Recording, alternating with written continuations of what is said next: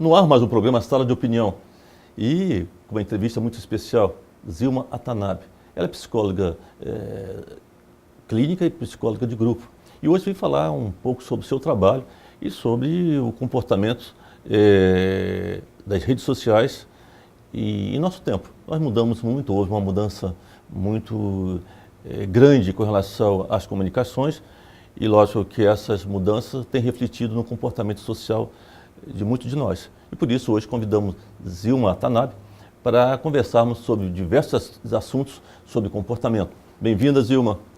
Muito obrigada, doutor Paris Carvalho. Obrigada pela oportunidade de estar mais uma vez no seu programa, podendo também falar um pouco do meu trabalho. Obrigada aos telespectadores que me assistem e nos assistem hoje.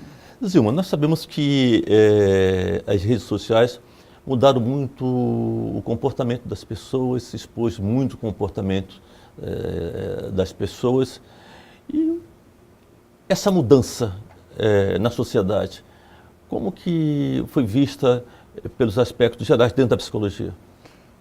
Então, doutor Aparício, as redes sociais, elas realmente estão sendo muito intensificado, muitos temas, muitas coisas abordadas que vem virando um assombro a nível social. Mas quando se chega no consultório, que é a nível psicológico, a gente vem percebendo que, na realidade, o que se passa é no interno de um sistema familiar.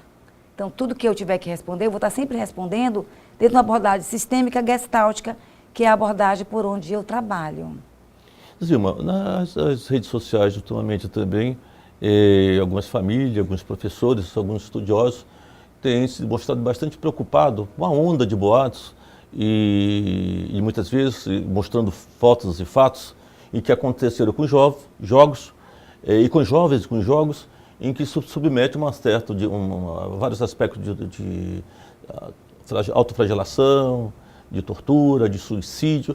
O que tem, na verdade, desse comportamento desses jovens e desses jogos? Então, eu tenho lido muito nas redes sociais, tenho acompanhado muitos comentários de muitas pessoas comentando muitas vezes questões de suicídio, onde eles dizem, alguns assim, mais um jovem de X idade se suicidou em função do jogo Baleia Azul. Também tenho lido a respeito de que esse jogo, na verdade, não é verdadeiro. Como eu não conheço ninguém que jogou e ninguém que conhece o jogo, eu tenho pouco a falar sobre o jogo da Baleia Azul. Mas os casos que é do meu conhecimento que aconteceram de suicídio de jovens não estão ligados ao jogo. Estão ligados a situações outras, ligados a sistemas de outras dores internas que não se referem a jogo. Então, tipo assim, sobre o tema de suicídio relacionado ao jogo da Baleia Azul, eu não tenho muito conhecimento para informar. E sim, de dores, de situações que têm acontecido muitos casos de família, que também não significa que são esses que aconteceram recente aqui na cidade, mas muitos outros que já chegaram a nível de consultório, a nível de grupo, que são dores internas daquela criança, muitas vezes um adolescente, um pré-adolescente que é muito tímido e que não expressa e que vai guardando. E muitas vezes a família é ocupada. A gente vive hoje numa geração onde todo mundo trabalha. Nós vivemos num país onde nós estamos todos os dias enfrentando escândalos, todos os dias violências, e temos que trabalhar, e temos que viver. E às vezes essas ocupações nos impedem de perceber que dentro de casa tem um filho, tem uma filha que está sofrendo alguma circunstância. Às vezes do meu próprio casamento, às vezes uma situação de um bullying na escola. E chego em casa cansado, meu marido cansado, jantamos, lanchamos e vamos para os nossos afazeres e não nos percebemos que tem alguém dentro da nossa família refletindo uma dor que eu não me dei conta que está acontecendo. Sim, muitos problemas surgem e têm surgido. Nós sabemos que os filhos, os pais têm conversado muito pouco, né? Eu chego do trabalho, como foi bem dito aqui, e vou para casa, quero tomar meu banho, vou dormir e não converso nem com minha esposa, não converso nem com meus filhos, e os filhos também muitas vezes sentem barreira. Os pais coloca uma barreira muito grande. Eu estou muito cansado, não quero problema, não quero me preocupar com isso agora, vamos conversar depois, nunca conversa. Então, esse afastamento dos pais, dos seus filhos, também é algo assim extremamente doentio e preocupante pela sociedade, né? Então, é porque, tipo assim, é complicado olhar para uma família e julgar um pai e uma mãe ocupado. Porque, tipo assim, às vezes ele não está tendo tempo de olhar para a filha, para o filho, porque ele está preocupado em olhar para a mensalidade da escola, está preocupado na prestação da casa, está preocupado em manter o nível daquela família econômico. E não tem tempo mesmo. E a criança não vai manifestando, o adolescente não vai manifestando, e ele vai entrando assim, tá tranquilo, dormiu cedo, não conversou, não trouxe nenhum problema. Então, é como se naquele momento aqueles pais estivessem pacificados. Para os pais não é uma desatenção. É como se ele estivesse atento a outros fatores que naquele momento, devido à situação do nosso próprio país, seja mais importante. O desemprego, né, a situação econômica em que vivem as famílias brasileiras é extremamente, realmente, doentia, porque eu chego em casa com meus problemas sérios, não tenho recurso para comprar o alimento, não tenho recurso para poder pagar o meu aluguel de casa, e logicamente que o meu filho sente também, porque eu tirei ele da escola particular, tentei colocar na escola pública, não consegue essa adaptação, mudou um pouco de padrão, né, social. E lógico que a criança sofre, todos nós sofremos, mas os filhos, né, na sua formação intelectual, na sua formação da sua personalidade também sofrem, porque ela não tem a dimensão dos problemas em que nós, pais, estamos passando.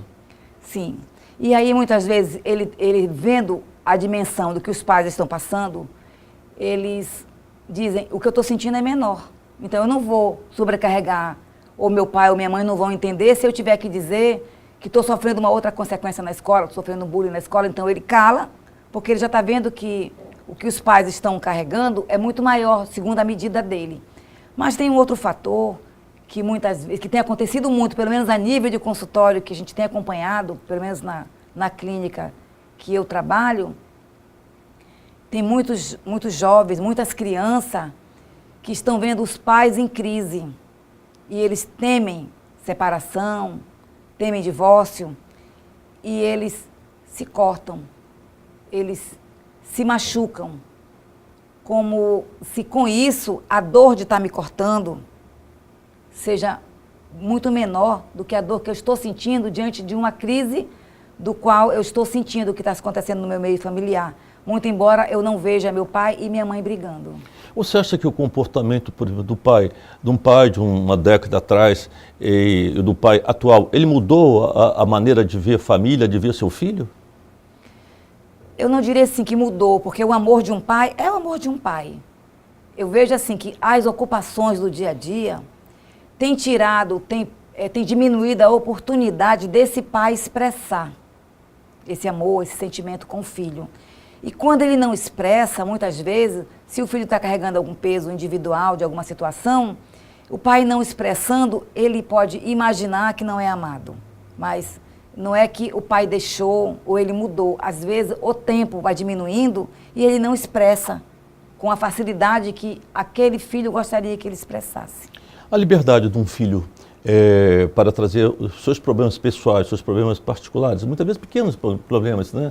Muitas vezes olha para o pai, fica com medo do pai de expressar esse sentimento, de expressar o seu desejo, até de perguntar alguma coisa. Medo, né? O medo do pai, aquela pessoa, aquele pai mais rígido, mais rude.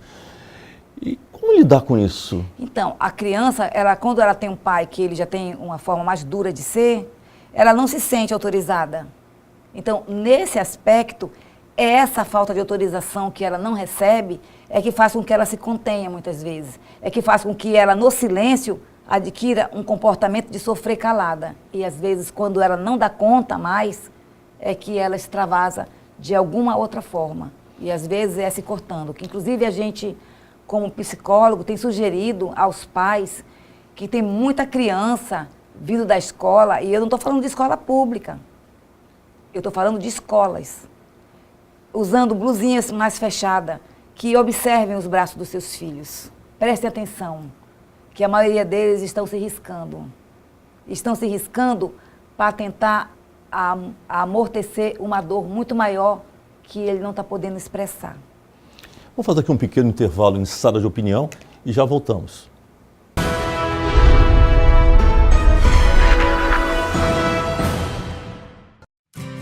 Chegou o curso dos novos tempos. Chegou o bacharelado em Segurança Pública da Faculdade Metropolitana. São apenas 3 anos para você se tornar indispensável nestes momentos de insegurança mundial. Agende a sua prova pelo site metropolitana-ro.com.br. Informações 3217-8947. Bacharelado em Segurança Pública é na Faculdade Metropolitana, abrindo novas portas para o seu sucesso no mercado de trabalho.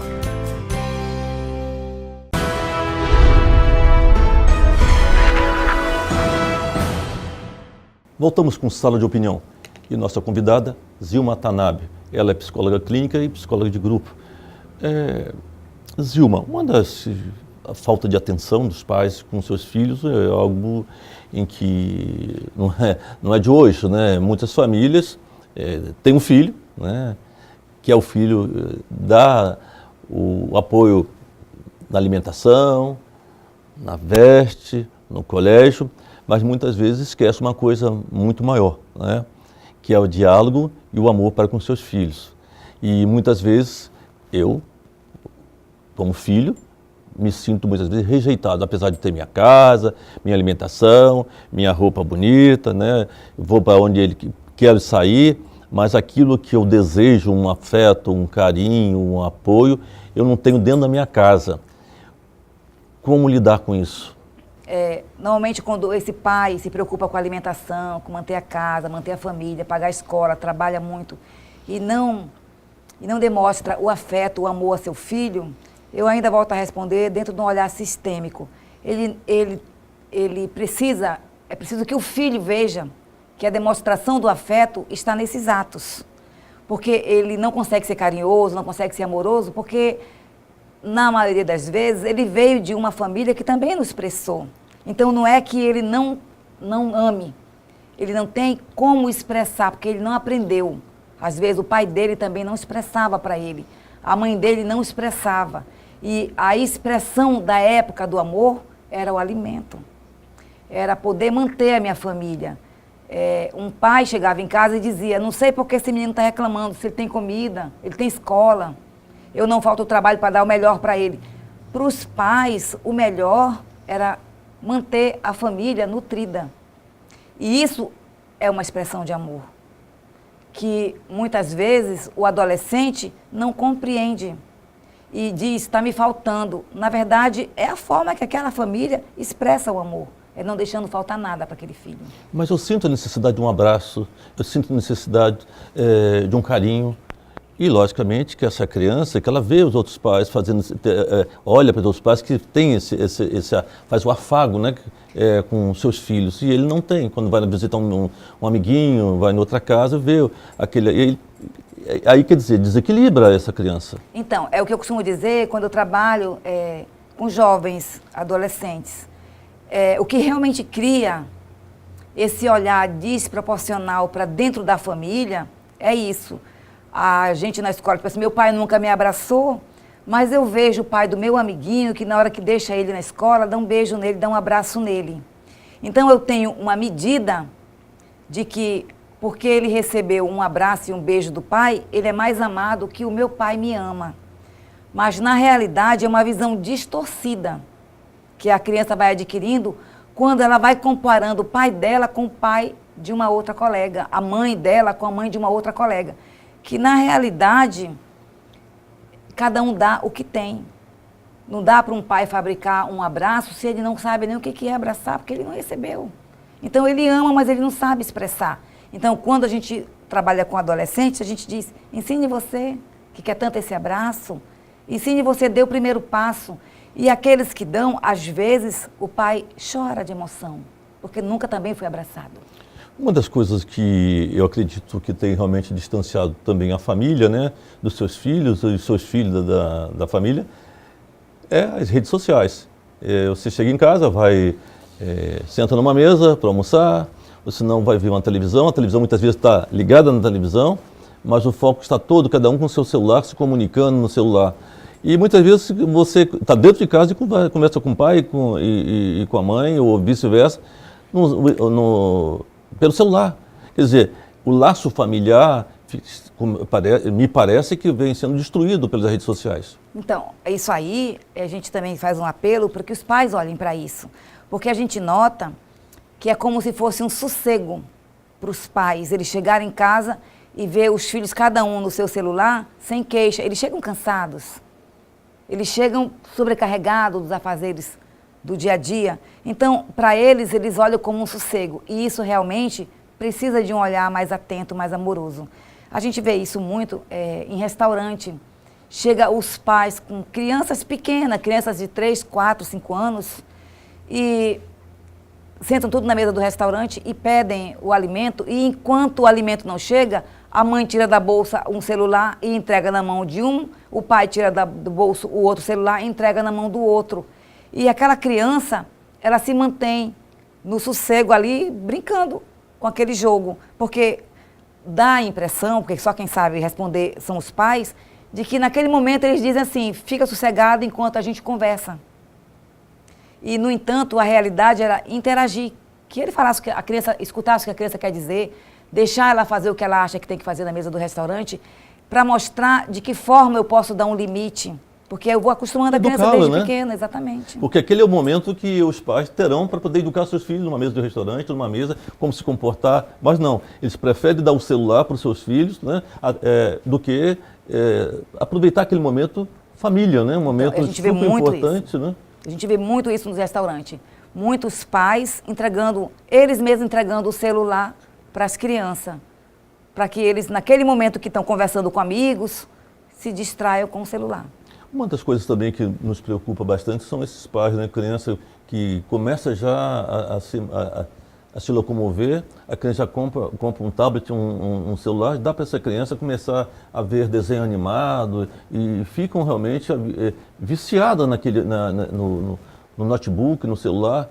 Isso aí é muito grave para a formação dessa criança, né? Claro, é o que eu estou lhe dizendo. Aí ela vai se acostumando. E aí naquele tablet, porque também não resta dúvida que essas crianças de hoje, elas vêm com a mente mais evoluída. Elas vêm com a sabedoria que elas sabem lidar melhor do que qualquer um de nós adultos com um celular. Então elas vão se acostumando a estar na presença do celular. O tablet é o melhor amigo, é a minha companhia. E aí ele vai crescendo com aquilo e ele vai se distanciando do mundo adulto. E com isso, os pais vão ficando dentro do nível de tranquilidade também, e daqui a um tempo eles não podem mais conter. Eles não conseguem mais tirar da criança o hábito.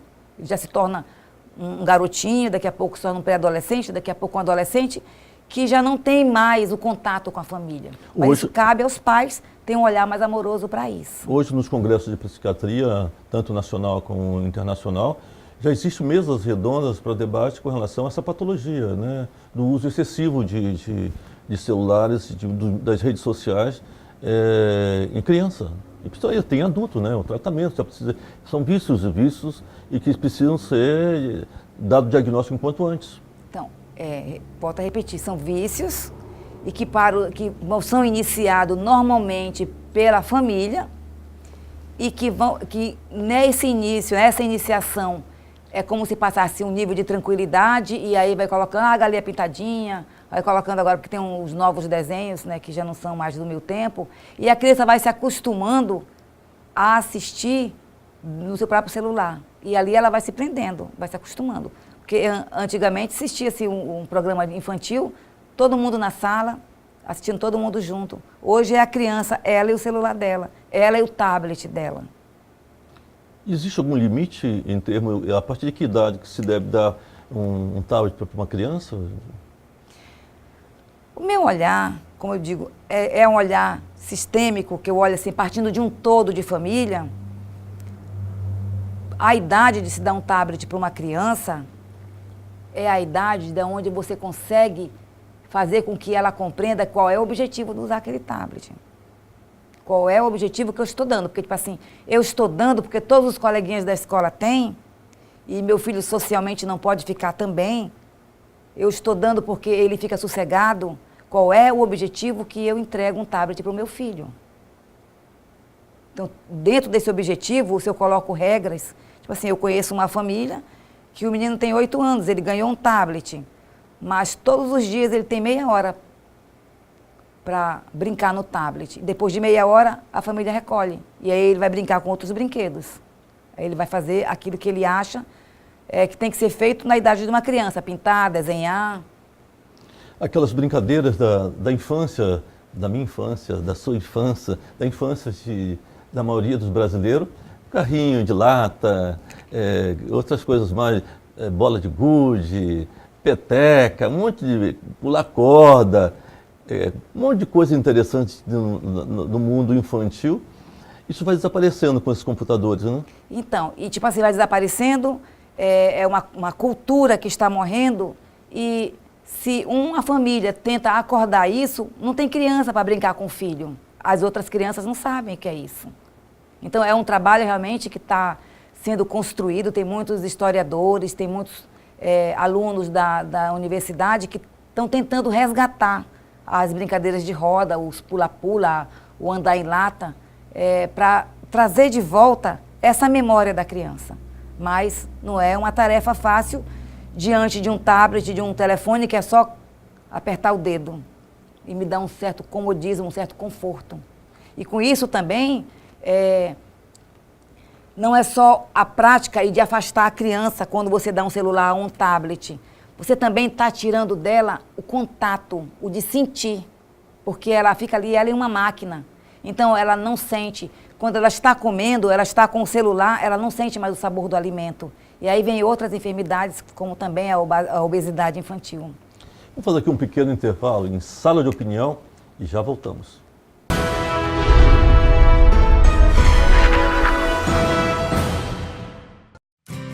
Chegou o curso dos novos tempos. Chegou o bacharelado em Segurança Pública da Faculdade Metropolitana. São apenas 3 anos para você se tornar indispensável nestes momentos de insegurança mundial. Agende a sua prova pelo site metropolitana-ro.com.br. Informações 3217-8947. Bacharelado em Segurança Pública é na Faculdade Metropolitana, abrindo novas portas para o seu sucesso no mercado de trabalho.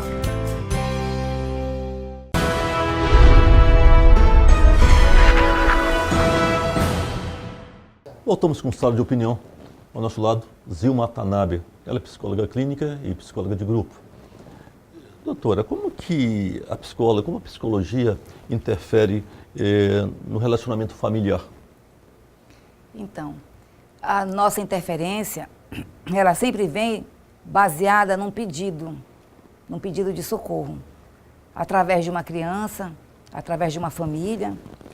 E normalmente, quando vem através de uma criança, que ela tem expressado que sempre os pais, quando eles buscam ajuda terapêutica, eles buscam por causa de um comportamento diferenciado na escola. E sempre eles estão imaginando algo relacionado à escola. A nossa interferência é sempre mostrar que aquilo que ele está apresentando na escola é um desabafo do que está acontecendo dentro de casa. É um pedido de socorro dentro do sistema familiar. Então, a criança, o adolescente, ele representa como um respirar da família. Então, tem algo que não está acontecendo de forma a contento do sistema familiar, e o termômetro é a criança. O termômetro é o filho, é a filha. E, então, nós costumamos, através...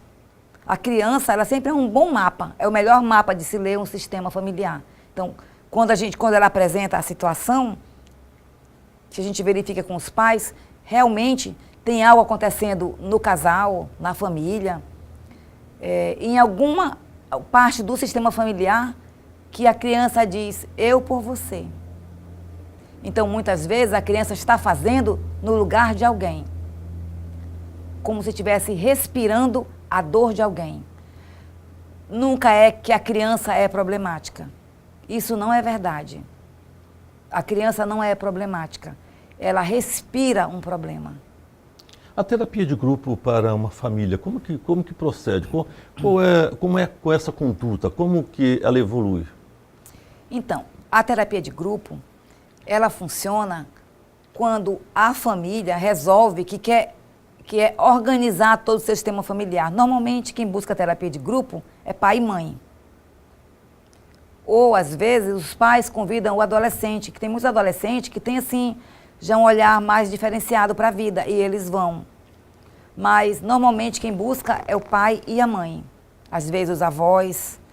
E quando se trabalha em terapia de grupo, é um avanço maior, porque são várias famílias, vários sistemas reunidos, onde cada um abre um conteúdo individual. E aquele conteúdo, às vezes, é o mesmo conteúdo que acontece na minha casa. E diante da luz que aquela família recebe, ilumina as outras famílias todas que estão no grupo. Então, é sempre muito proveitoso uma terapia de grupo familiar. Uma das coisas interessantes, importantes, até para evitar a autoflagelação dos seus filhos, é que realmente conhecer a família, né? Encontrar mecanismo de amenizar essa dor, né? Evitando assim aquilo que o senhor já falou aqui sobre a autoflagelação dos seus filhos, né? Então, normalmente quando a criança se corta, tem uma dor muito maior dentro do sistema dela que ela não dá conta. E ela não dando conta, é mais fácil sentir a dor de um corte na minha pele do que sentir aquela dor como se eu quisesse adormecer, amortecer aquela dor. Então eu me corto.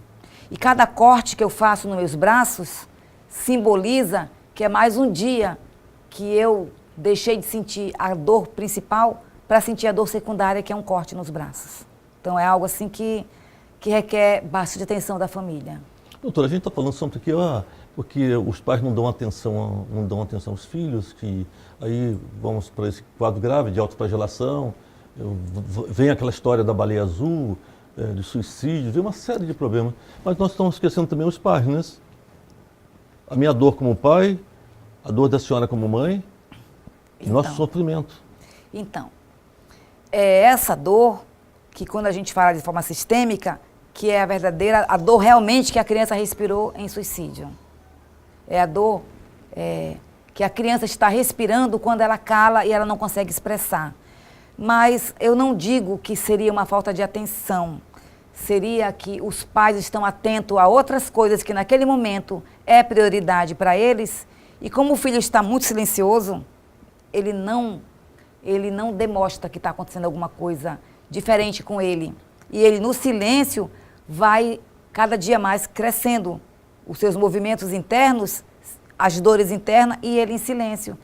E os pais, mobilizados com outras questões que naquele momento para eles é mais importante, não percebem que aquele filho está tendo uma dificuldade. E às vezes aqueles pais não sabem lidar com aquela dificuldade também. Então não sabem nem o que dizer diante de um silêncio, de um comportamento do filho que fica trancado no quarto. Ele não entende, primeira vez chama o menino diz que não quer vir. Então ele vai se acostumando, porque ele também não sabe lidar. Mas uma das coisas também que eu quero frisar é que eu, como pai, também tenho a minha dor, tenho o meu sofrimento. E a senhora, como mãe, também tem sua dor, tem o seu sofrimento. E nós não temos para quem colocar. Eu queria dividir essa minha dor, a dor da senhora, com o meu filho, né? Com o seu filho. E aí, eu fico só? Isso, porque tipo assim, todos nós viemos, né, de uma família, e todas as famílias não tiveram vida fácil. Não dá para dizer que todo mundo veio de uma vida facilitada. Ainda que tenha vindo de um bom lar, onde não tenha faltado nada a nível financeiro, mas falta algo emocionalmente. Então, não tem um pai e uma mãe que não tenha vindo sentindo falta de algo. E alguns conseguem atravessar a vida e dar seguimento com naturalidade, outros não. E, na maioria das vezes, nos falta essa expressão. Eu dei conta, então eu imagino que meu filho também dará conta. Meu marido passou por tanta adversidade, deu conta, então eu imagino que minha filha também vai dar conta. Pelo fato de ter atravessado as dificuldades, muitas vezes os pais imaginam que os filhos também não contam, mas nós estamos vivendo outros tempos também. Onde, como o senhor falou muito bem, esse movimento onde já tem uma terceira pessoa dentro de casa, que são milhões de criaturas, com suas opiniões dentro de um tablet. São milhões de criaturas com suas opiniões dentro de um telefone celular.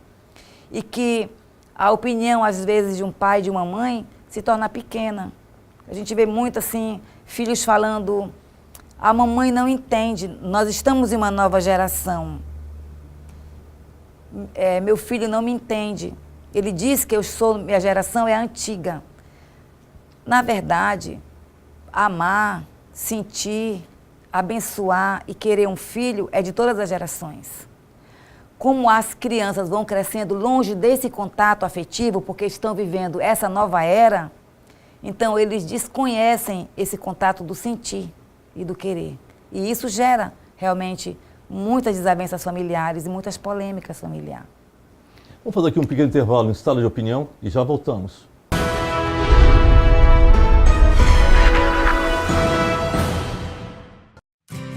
Chegou o curso dos novos tempos. Chegou o bacharelado em Segurança Pública da Faculdade Metropolitana. São apenas 3 anos para você se tornar indispensável nestes momentos de insegurança mundial. Agende a sua prova pelo site metropolitana-ro.com.br. Informações 3217-8947. Bacharelado em Segurança Pública é na Faculdade Metropolitana, abrindo novas portas para o seu sucesso no mercado de trabalho.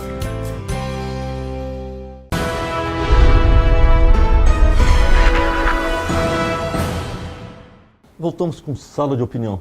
Ao nosso lado, a psicóloga Zilma Atanabe. Doutora, hoje se fala muito em parricídio, né? Que é a morte da figura do pai. E queria que a senhora falasse sobre isso e como trabalhar isso. Então, essa morte da figura do pai,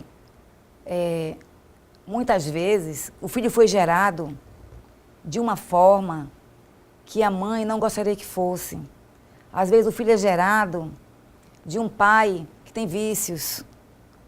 O filho foi gerado de um pai que é presidiário. E essa mãe não quer, esconder isso, né? Teme que esse filho possa vir repetir a atitude semelhante e ela quer proteger o filho disso. Muitas vezes essa criança ela é criada pelos avós. Então, como intuito de proteção, eles tiram a figura paterna, que nunca é possível tirar. Não é possível tirar a figura paterna de uma criança, porque o pai é o semeador. Então o filho sempre vai sentir o pai dentro dele, ainda que nunca ninguém fale.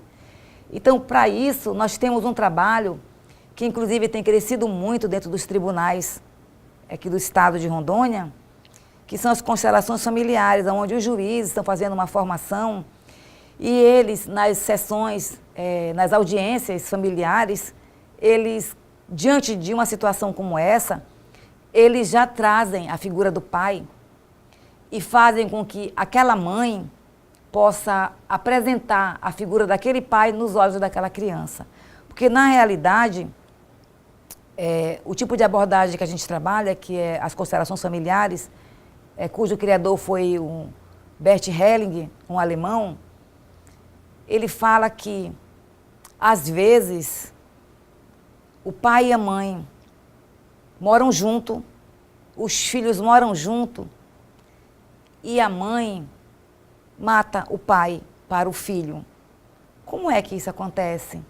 Quando a mãe invalida o pai o tempo todo para o filho, ou então mostra para o filho o tempo inteiro que ele não é um bom pai. E, na realidade, não é que ele não é um bom pai. Ele apenas pode não ter sido um bom marido, mas pai ele é um bom pai. Então, Bert Helling fala que a luz de um filho, para enxergar a figura de um pai, ou quando é um pai que tira a figura da mãe, a criança enxerga através dos olhos de um pai, ou através dos olhos de uma mãe. Então, tipo assim, eu posso nunca ter visto o meu pai, mas se minha mãe fala do meu pai com amor e com respeito, eu passo através dos olhos dela a conhecer o meu pai. Eu passo através dos olhos da minha mãe a saber que eu fui amado. Porque dentro dessa abordagem de Bert Helling, ele mostra que, por algum momento, seja de que forma foi gerada aquela criança, ela foi amada. Ali se contactou dois seres por um sopro divino. Tanto é que surgiu a criança. E diante da adversidade, dos defeitos, da forma como eu olho para o outro, eu apago esse sentimento e fico só presa naquilo que a pessoa é e naquilo que eu gostaria que ela fosse. E aí a criança perde o pai, perde a figura do pai. Mas tem acontecido muito resgate, nós em constelações familiares em grupo e agora nessa questão da justiça, que os juízes têm buscado apresentar a figura do pai através do amor. Tem algo assim, tem sendo assim, bem transformador e valioso. Trabalhar com constelação é algo avançado hoje na psicologia? Porque, tipo assim, não é, as constelações familiares, ela não é uma ferramenta da psicologia. Ela é uma ferramenta terapêutica, que é uma abordagem que muitos psicólogos têm utilizado e muitas outras pessoas têm utilizado porque ela é uma metodologia que te libera, ela te liberta. Então, à medida que você vai caminhando nos campos das constelações, você vai observando que você não é um coitado, que não fizeram mal a você. Você começa a se responsabilizar pelos passos que você dá na vida. E você se responsabilizando pelos passos que você dá na vida, você transforma, porque você assume posturas. Porque enquanto eu fico culpando, eu não fui um filho amado, eu não fui uma filha amada, meu pai me batia, minha mãe me batia, eu não tive oportunidades, eu deixo de enxergar para as oportunidades que eu tenho hoje, que são muitas. Eu estou com saúde, eu estou jovem, eu tenho oportunidade, eu estudei. Então, o que está me faltando? Eu acordar que a vida é agora, a vida é hoje. Então, o que eu faço a partir de hoje? Lá no passado foi assim, e o meu presente? O meu presente eu posso construir em novos passos. Hoje nós estamos vivendo um mundo muito violento, um mundo bastante agressivo.